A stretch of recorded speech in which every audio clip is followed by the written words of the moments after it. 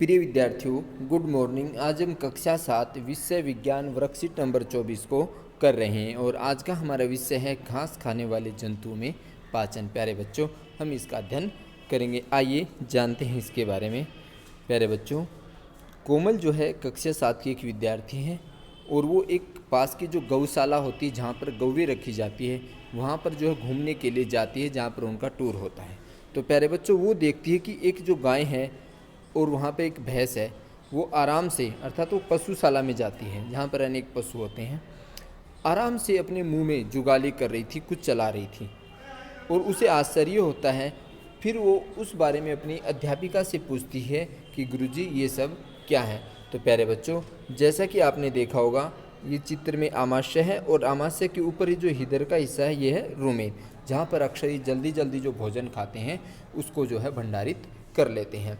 जो घास खाने वाले जंतु है जैसे गाय है, भैंस है, बकरी है, जितने भी हैं, ठीक है ना, बैल है, जो घास खाते हैं, प्यारे बच्चों वो क्या करते हैं, जल्दी जल्दी से जैसे ही उनको चारा मिलता है तो तुरंत उसको जल्दी जल्दी से चबा करके खा लेते हैं और सारा ये भोजन जो है इधर से यहाँ पर रुमेन के अंदर इकट्ठा कर लेते हैं और फिर धीरे धीरे उसको अपने बाहर निकालते हैं और धीरे धीरे चबाते हैं और फिर यहाँ से पाचन होता रहता है।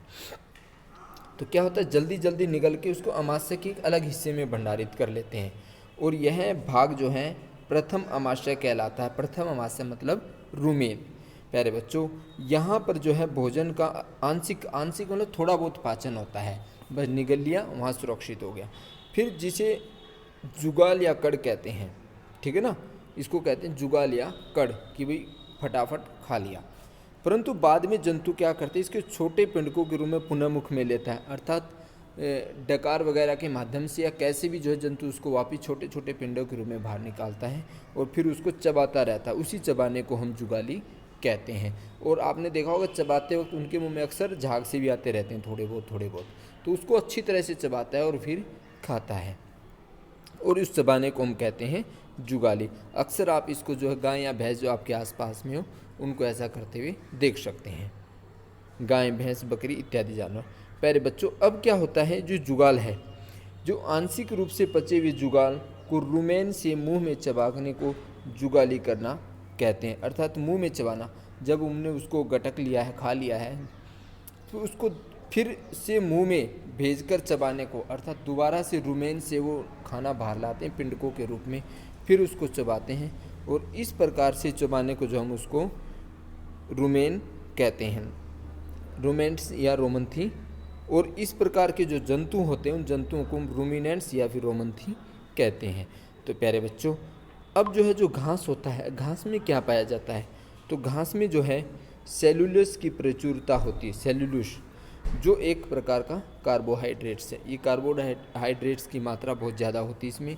जो रूमिनेंट्स होते हैं, जो जंतु होते हैं जो घास खाने वाले हैं, उनको हम रूमिनेंट्स कहते हैं, में शुद्र आंत एवं वृहद आंत के बीच में एक थैलीनुमा बड़ी संरचना होती है जिसे अंधनाल कहते हैं। प्यारे बच्चों, इनमें क्या होती है, जो आंतें हैं, दोनों आंतें, उनके बीच में एक थैलीनुमा संरचना होती है जिसको हम अंधनाल कहते हैं। और वो भोजन के सेलुलोस का पाचन यहाँ पर कुछ जीवाणुओं के द्वारा किया जाता है। जो दोनों आंतों के बीच में जो ये अंधनाल होता है, वहाँ पे कुछ जीवाणु होते हैं जो उस भोजन का पाचन करते हैं। और मनुष्य की जो आहार नाल होती है ना, उसमें ये नहीं पाया जाता, क्या, अंधनाल।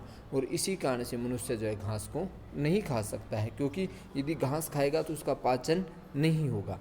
इसलिए जो है मनुष्य के आहार में ये चीज़ें नहीं होती, इसलिए वो जो है इस घास को नहीं खा सकता, क्योंकि उसका वहाँ पर पाचन नहीं होता। कहने का कारण ये है कि वहाँ पे अंधनाल उपस्थित नहीं है मनुष्य के अंदर।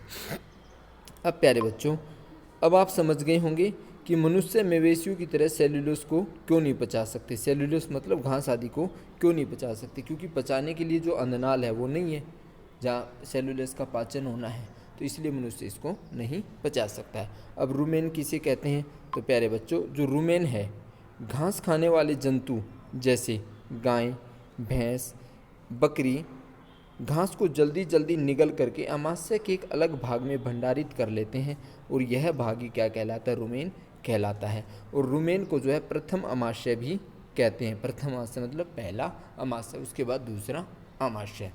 और जो प्यारे बच्चों, जो मनुष्य के पेट में जो अमाशय होता है, ठीक है ना, आपने देखा होगा भोजन वहीं जाता है आमाशय में, वहीं से HCl स्रावित होता है, ठीक है ना, और वहीं पे पाचन होता है। उसके बाद छोटी आंत बड़ी आंत से होता हुआ पचता है फिर खाना हमारा। किंतु जंतुओं में पहले रुमेन में, फिर उसके बाद अमाशय में। प्रथम जो अमाशय है वो रुमेन कहलाता है। अब प्यारे बच्चों ये कह जाए कि रूमिनेंट्स के उदाहरण बताइए।